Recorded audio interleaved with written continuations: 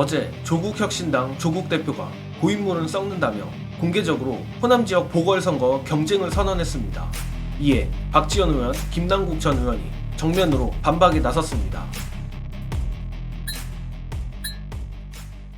다가올 10, 16 기초단체장 재보궐선거가 가까워져 오며 특히 호남 지역 선거 경쟁이 치열해지고 있습니다.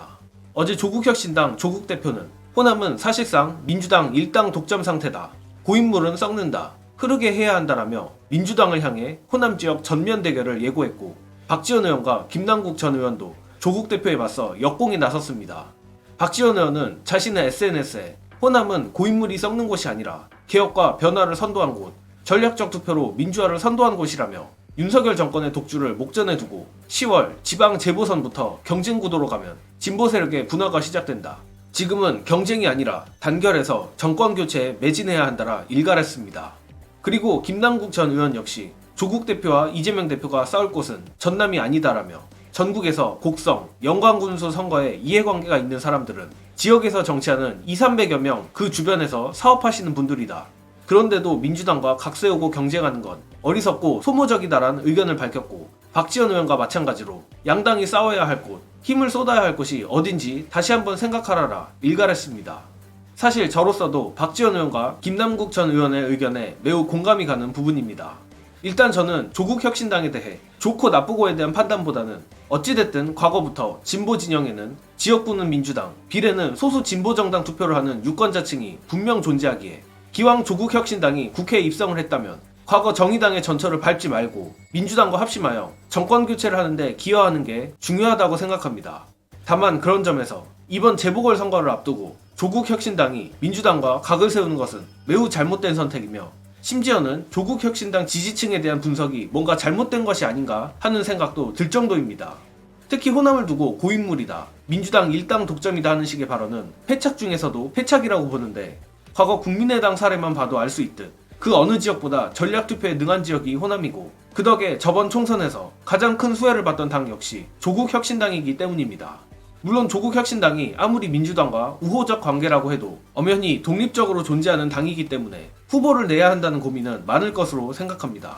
하지만 굳이 벌써부터 본선에서의 경쟁을 예고하며 민주당 지지층으로 하여금 과거 정의당 트라우마를 떠올리게 하는 것보다는 예컨대 예비 후보를 선출하고 민주당과 선명성 경쟁을 통해 단일화 제한 방향으로 가는 게 맞다고 생각합니다.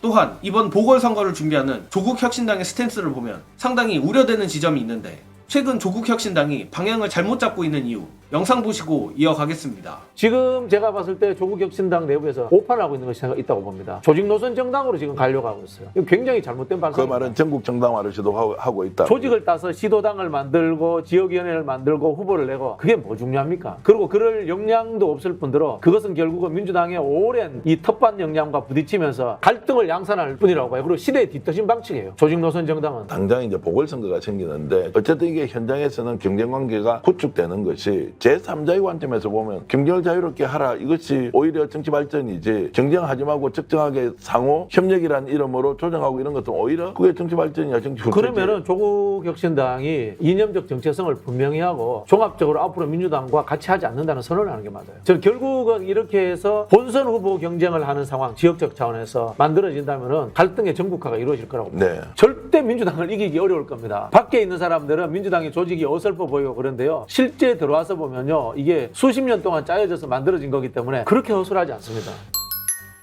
결국 정의당이 폭망한 이유도 같은 맥락이라고 생각합니다.